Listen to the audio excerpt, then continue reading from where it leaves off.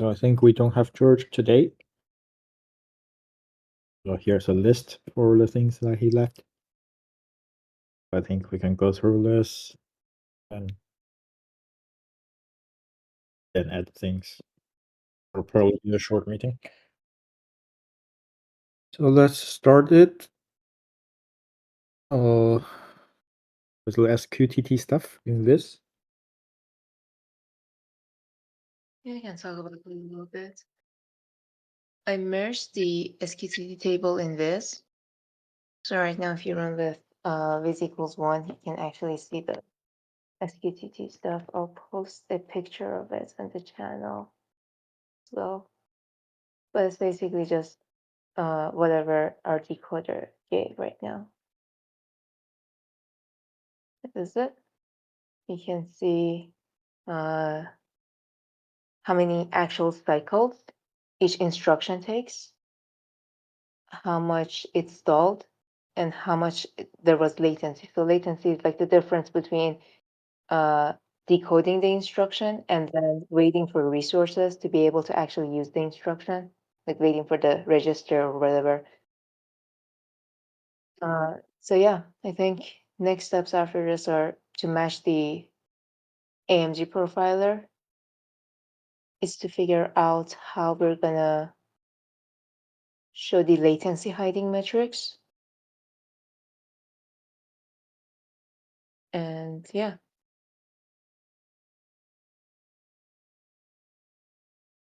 that's pretty much it on that side. I don't know if Nimuljan wants to add anything.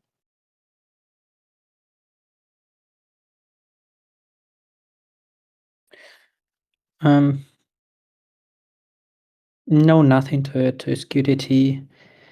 So for PMC, I think that's not the priority for now, but actually counters differ a lot between GFX9 and GFX 11, 12. So yeah, just to warn you. Let me see. Yeah. How does I mean, this like the work PNC counters. Yeah, go ahead. sorry. How does this work for both CDNA4 and RDNA3 now? I think, yeah, I think. So like Okay. backend works for both, and I think UI as well. Can you post a comment somewhere that I can test later? I imagine running like command on like Tinybox Red will work. Just run with viz with SQTT equals 1. Will show up.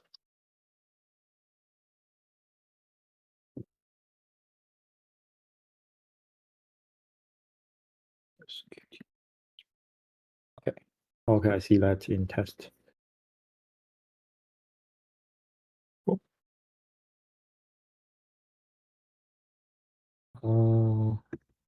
What's RGT? RGP, you mean? It's the AMD thing. Yeah. Oh, that's the latency hiding metrics. Yeah, so basically like not all latency is bad, not all stalls are bad. Because sometimes the CPUs hide latency, hide network latency, and then GPUs hide memory latency with issuing a bunch of ALU instructions and then waiting for them later. So it's actually very important for a correct view of the counter data to know if the hardware is actually blocked by that flow instruction. Because you're always going to have like some amount of slowness. It's just a matter of if you can pipeline things correctly. That's the real key that this is going to unlock. It's going to help us figure out how to pipeline stuff correctly. And you're saying AMD's current tools already report this number that's correct, and our goal is to match that? I would hope it's correct. But yeah, they already have some things for these that I would imagine that's. Well, can we tell if it's correct or not? my plan is to write assembly and count the instructions, count the cycles, compare them like with micro benchmarking. That seems to be the only way. I know Nimulgen posted something about the decoder being wrong by 4 cycles, which is kind of scary, but hopefully we can figure out all those bugs and fix them. Okay, so it's two separate things. First is understand if the numbers AMD reports is correct, and the second is to match that number in Viz. Correct. See. Cool. That's good. Anything else to add on this topic?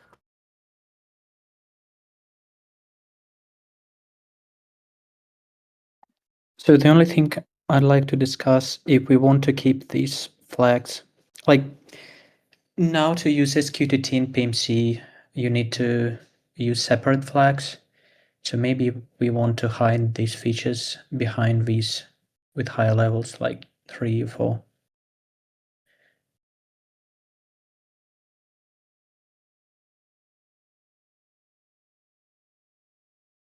I would keep the SQTT separate just because, I mean, right now we have like a dependency from extra just to use SQTT. Yeah. Actually, I think that's bad. We need to move these into the main Tinygrad. Decoder, yeah, agreed. Is it bad is it like bad or anything stopping us from just like moving it into main? No, I think we can just move it. Is this some AutoGen And 5? I see lots of. Yeah, this is AutoGen, right? Mostly. yeah, so we need to move these into AutoGen and yeah, and just clean up Rock Pi, because actually initially that was kind of like the test tool to parse the SQTT. So I think some things to clean up before moving it. Yeah, I noticed that with that file, whenever the decoder crashes, we can't control C from Python. And that's kind of a, like I have to kill the process whenever that happens. That's the only instability I've seen in that parser.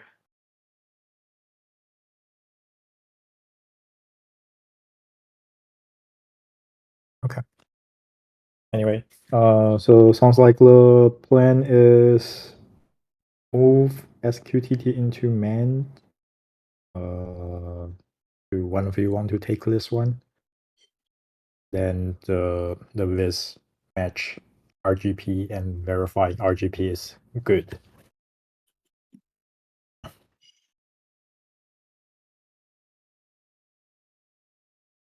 Cool. Okay. Next one.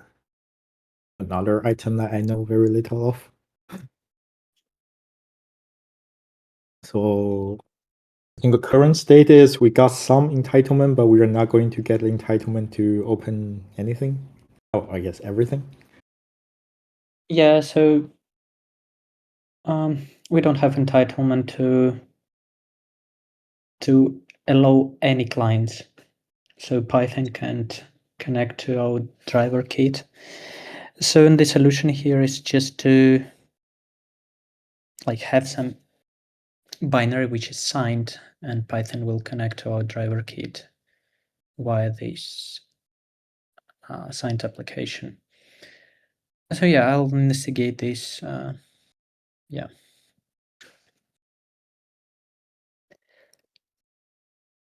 I'll hook up the 3x 5060 sometime today.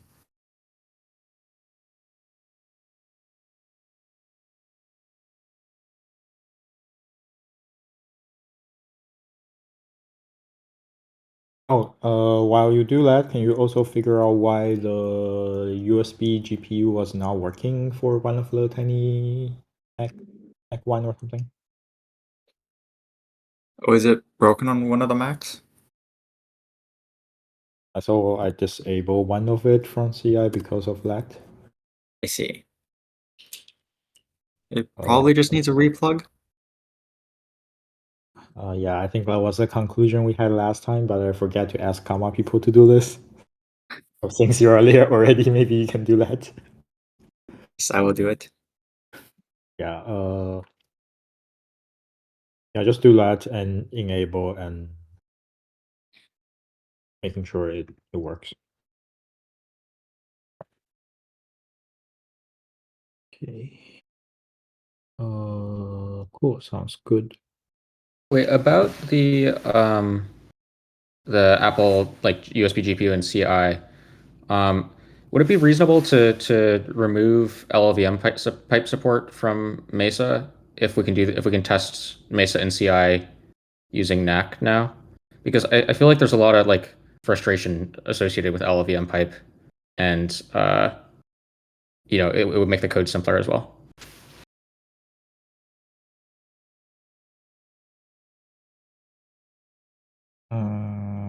I think no, because it's benchmark and not CI.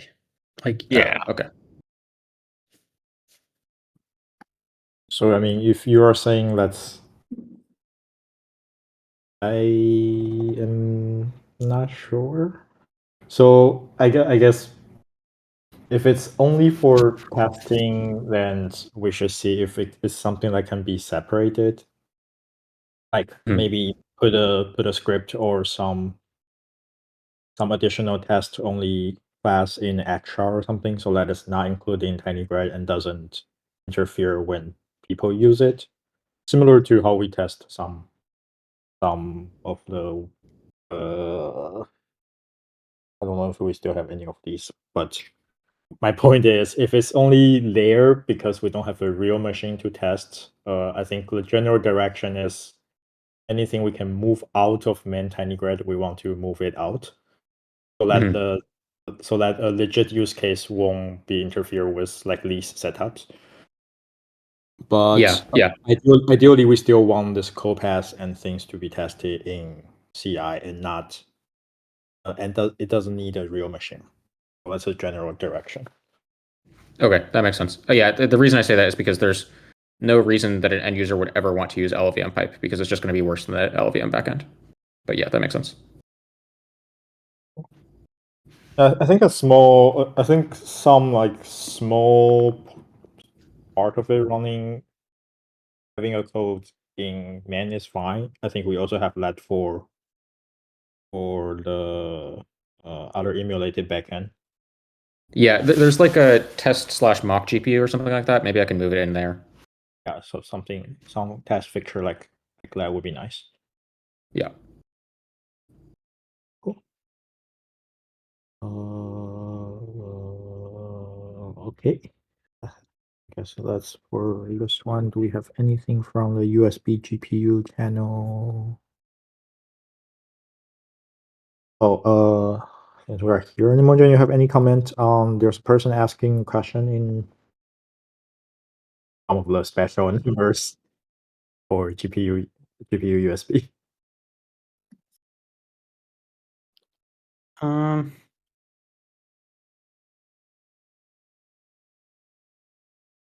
No comments really. I mean, yeah, we can try. I mean, it's interesting why like the Linux reports that it has some bars, but after that you cannot resize these bars. Yeah. Okay, yeah, I'll take a look into this. No comments yet.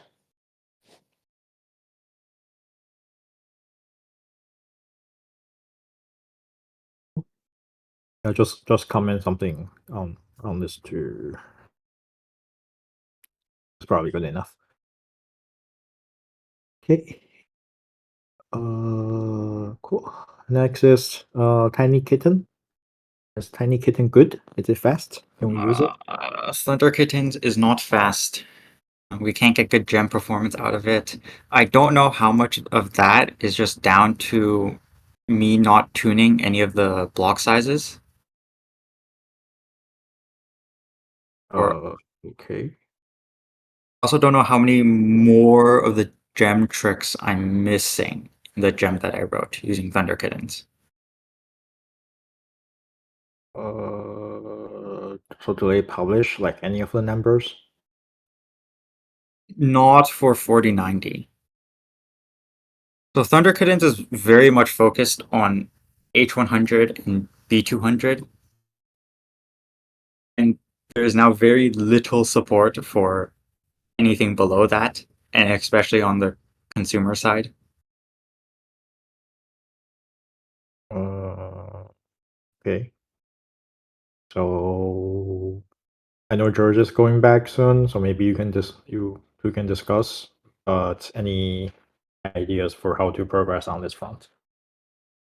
So I don't know how much I think I don't know how much time I want to waste more on looking at the gem performance. So I've switched to just copying the flash attention example over to UOps and have a PR for that currently.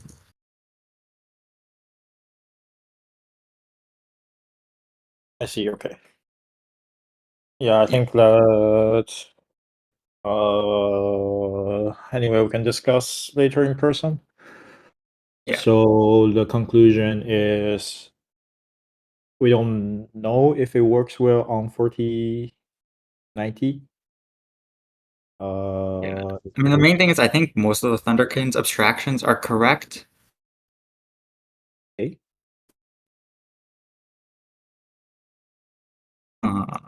It's just the speed stuff. I think there's one thing that we can't do with Thunder Kittens, but I don't know how important it is. But I have to see. Lemon said you can look at the max memo example. Okay.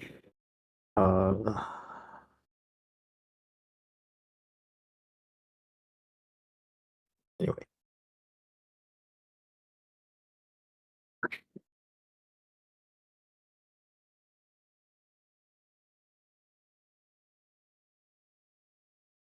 Okay, so you say the next step is you have the flash intention kernel. Let's copy. And Yeah. we'll The go goal from this week is just to get the flash attention kernel running. Yeah, but that also won't be fast, right? Because it has like three gems inside.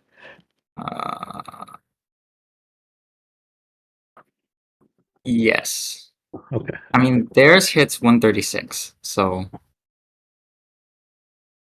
it's not like slow. Okay. It's just not maxing out the GPU fast. Cool.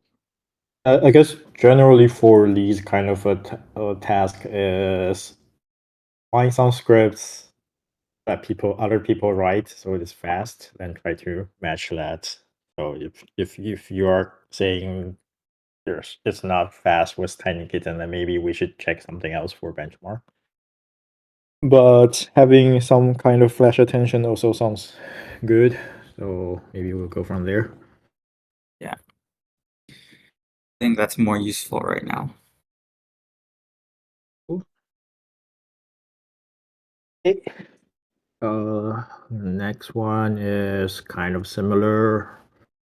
Try to use the custom kernel to basically put a custom kernel in the scaled up product attention and see if the memory usage is good. So this is probably on me. I will figure this out. I posed a question somewhere in theory. Do you know how to write a average thing in UP?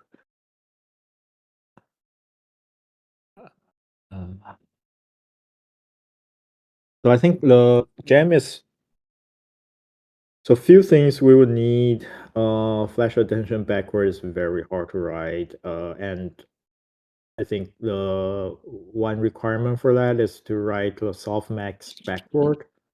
And then I don't really know how to write the softmax backward in one kernel using UUp. So that's something I will figure out, or at least isolate a case that why I don't think it's possible.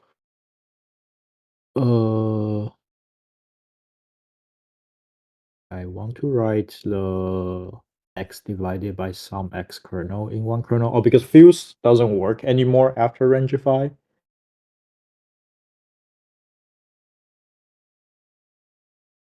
So it's either, I was thinking if I write it similar to the old single kernel softmax way, basically you expand another dimension to do a reduce later.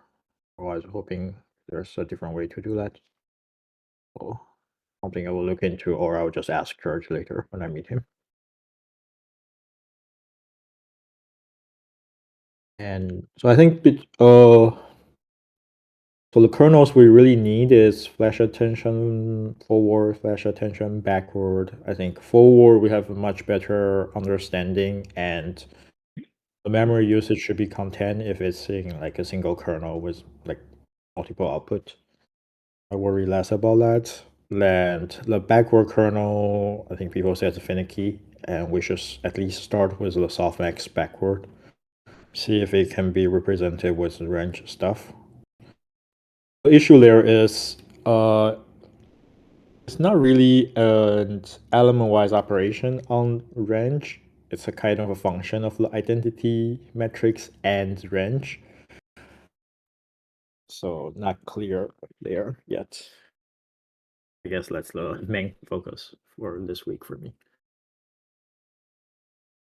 And I just realized, because we didn't submit MLPerf this round, we cannot see other people's submission until they are released. So I also don't know if other people has better output or anything like that. Yeah.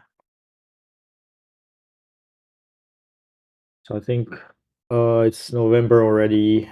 So before end of this year is getting fast. Flash attention and at least have something less training. Maybe a smaller llama, or we should start with like trend bigger LLMs for the contract.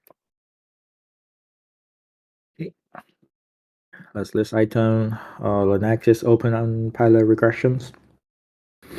So I posted in Onyx channel earlier. I think the parsing issue is really not a parsing issue. I think maybe Comma just changed the way they upload LFS file. Now it's not part of the release. So if you download from the URL, you would just download a pointer page, and that's why parsers fail. Maybe we can do better. I don't know, because proto, right? So you don't really, you cannot really parse and say this is not a valid without just spelling. So maybe we can do better for error propagation. But in this case, if you download the same thing and try to parse it with Onyx, not our parser, you get similar errors. So I don't think it's a big deal. For the speed regression, I have an isolated script that shows why it becomes slower. So this is a regression after the new linearizer, and it's basically the same thing because it removes the block reorder, and block reorder sometimes make things faster and sometimes make things slower. In this case, it's much slower because I post it in the Fast Tiny Grad channel. So currently it's doing some read image, then do some ALU on that image, then read another image, things like that. While it's faster to just initiate bunch of loads or read image, then following up by ALU, I imagine this doing something smarter there. I tried to play with the priority a bit here. It's really weird. Sometimes it's faster, but the output is wrong. And after the new linearizer, I don't know much about if it's still valid to just change order of stuff in the block because it looks like it's not. That's something I'll probably also follow up when I am in office. Unless people want to try this. I have the script, and you can manually change the order for the generated source code layer to get the faster version. Yeah, so I think that's the two open pilot regressions. One is the URL. I don't know, probably talk to Comma people later to see what do they recommend. I imagine it's not a problem for them on device because they probably just download a model and load it differently. But it's slightly annoying because now I don't see an easy way for us to upgrade the benchmark to ping to like 0, 10, 1 without finding the GitLab LFS URL and use that, but that's not tied to a release. So that's slightly annoying.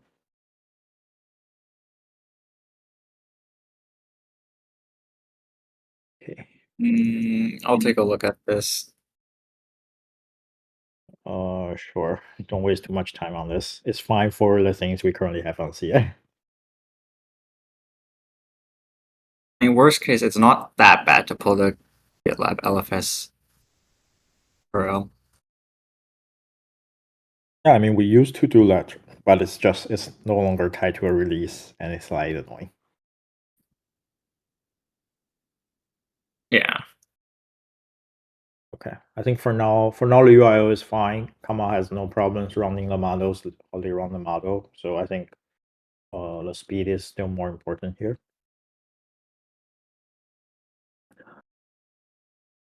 Okay. Next is under bounties.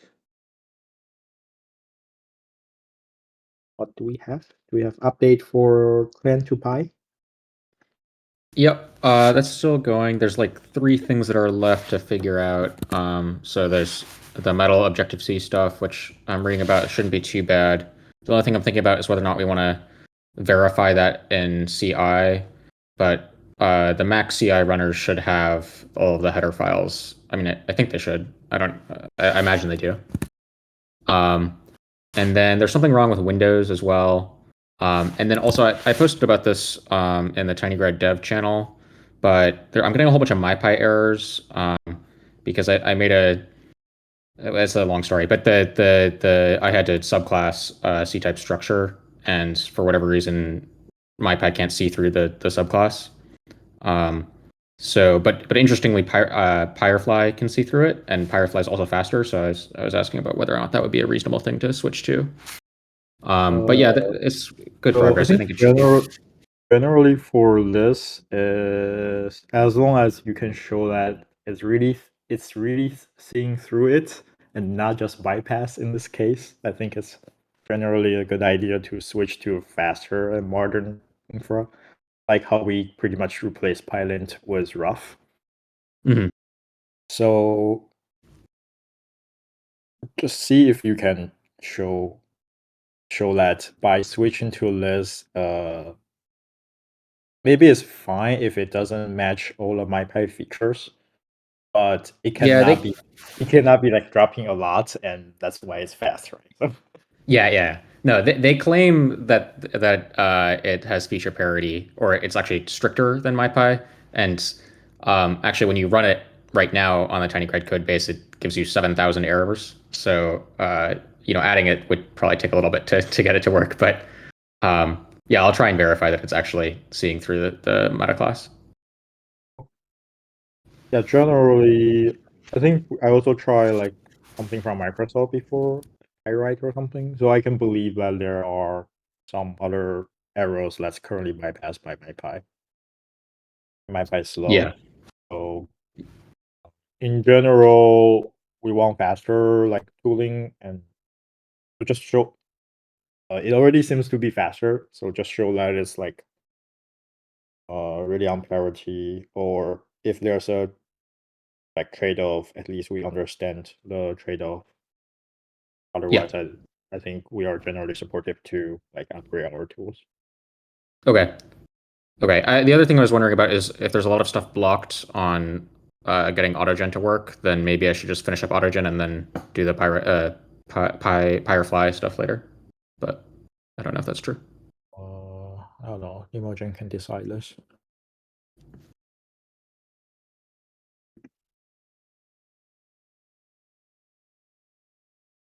So, I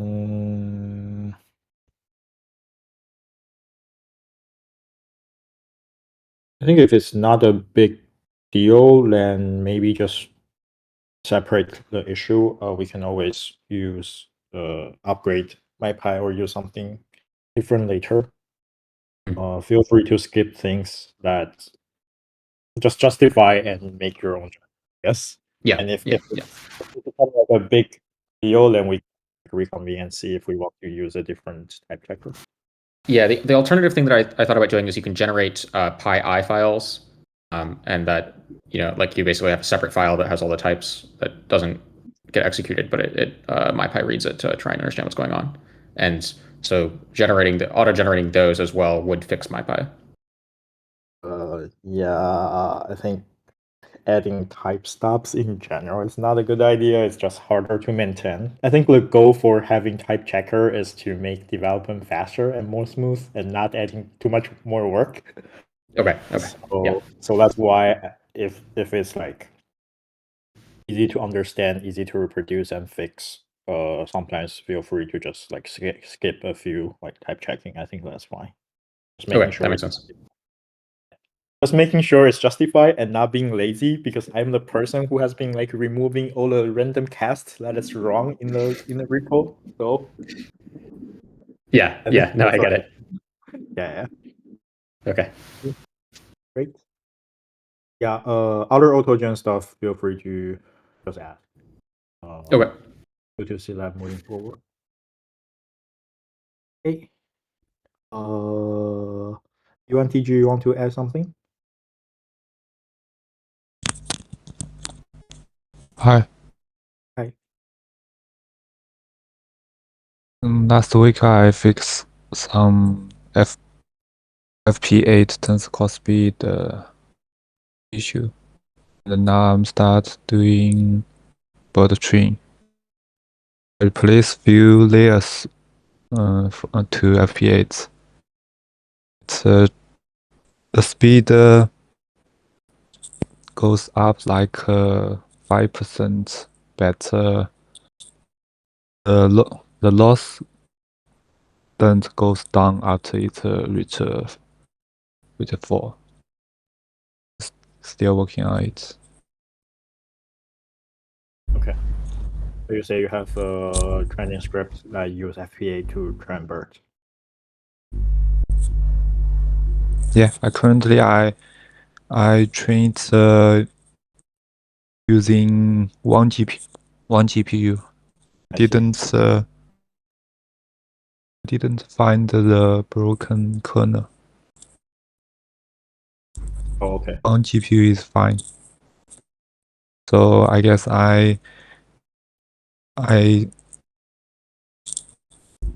first I get it right using one GPU, then to find out how to make it work across multi GPU. Yeah, that makes sense. Just be careful when you lower your batch size, since you're on one GPU. Decrease, change your learning rate accordingly. Because like one versus 6 or 1 versus 8 can be very different. Depends on how the script runs this. Change what? The learning rate. Or I mean, I don't Okay. know. There might be some other parameters you want to making sure it's working correctly, but I think most notably, the learning rate. Okay, I will try it.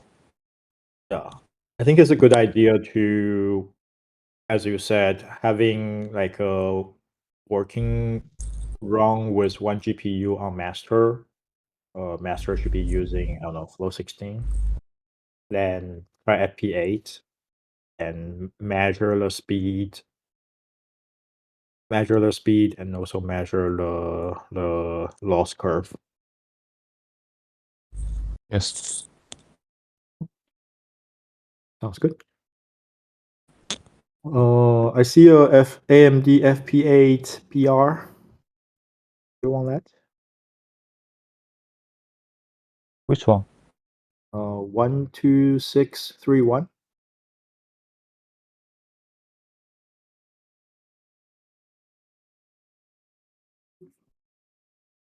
Uh, Huh?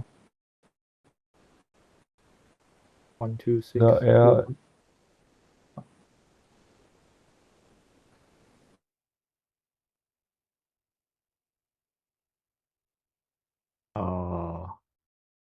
Anyway, it's one of your PR. You can check it later to see if you still need it. Okay. Let's move on. Vinograd, I didn't see any update. Seems to be not changing at all.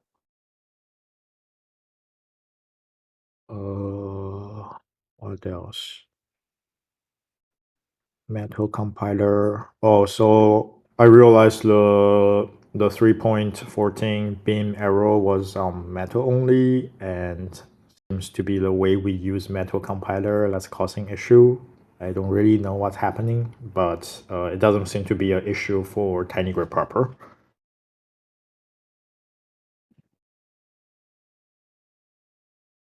Okay. Oh, there's an update for Whisper.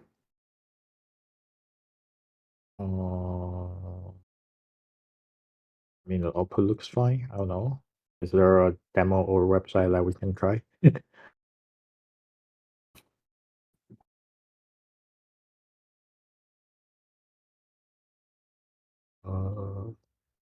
Yeah, because it's like two bounties, right? Like one is like having a whisper in Tinygrad and just running in a website demo. So if that's good, we can start to review and merge those code first. Then for it to handle much longer video audios and stuff can be separate. I mean up to you to decide how do you want to pace this, but this has also been for a while. So it's probably a good idea to have like something smaller that's being merged and improve. Okay. I think other things are being worked on. Oh, can we have a script that tests 100 Onyx model? Do we have it already?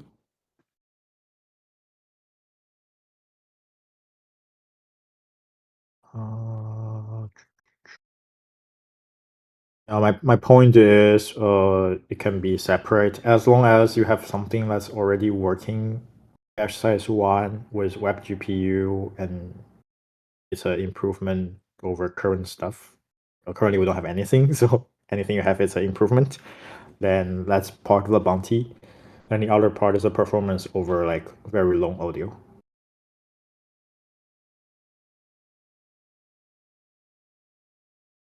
Okay. Great. Onyx. Other bounty. So I think all the flash attention ones is kind of on the main Tinygrad team.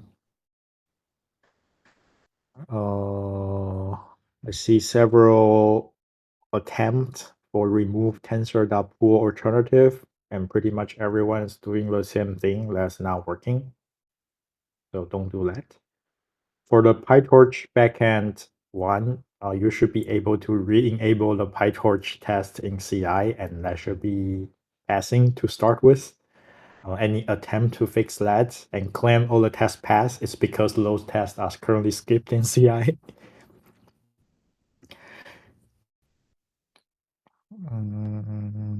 What else do we have? Uh,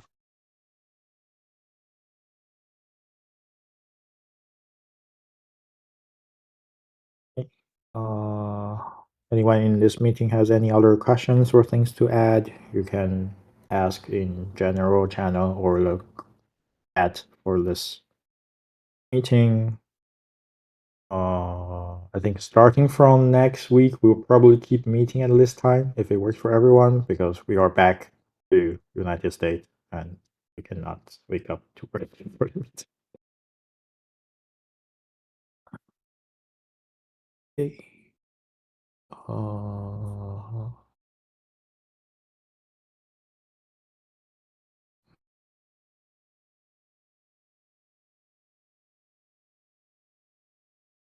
Cool. So I don't see anything else. I think that's it for this meeting. Next, so this Saturday is Comic-Con, Commerce Conference, and I think Tinycorp has a booth.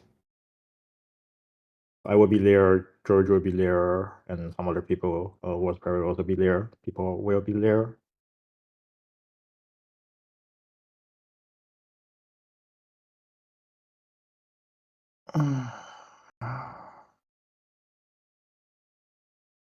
I mean, if performance regress significantly, that means it's not running the same kernel. So that doesn't meet the bounty requirements. The bounty requirement is to keep the kernels the same. You might need to change part of the kernel path so that the two variants give you the same kernel output, but it cannot be significantly slower. That makes sense?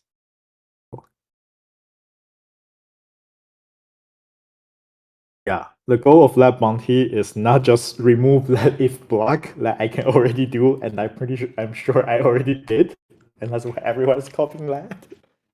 The goal is to realize why unfold is not working as one, and see what's caused the difference. I know there are some parameters that's slightly permuted, so I think that's how you fix it, but I'm not sure, and that's why it's a bounty.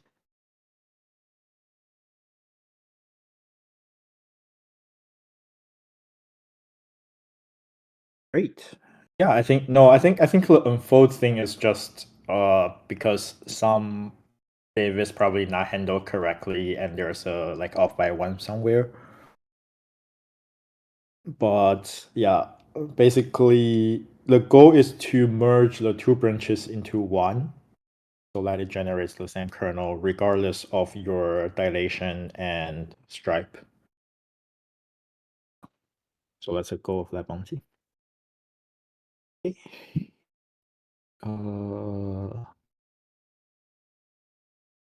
Let's see anything else. So I think that's the meeting for this week. Thank you everyone and see you next week.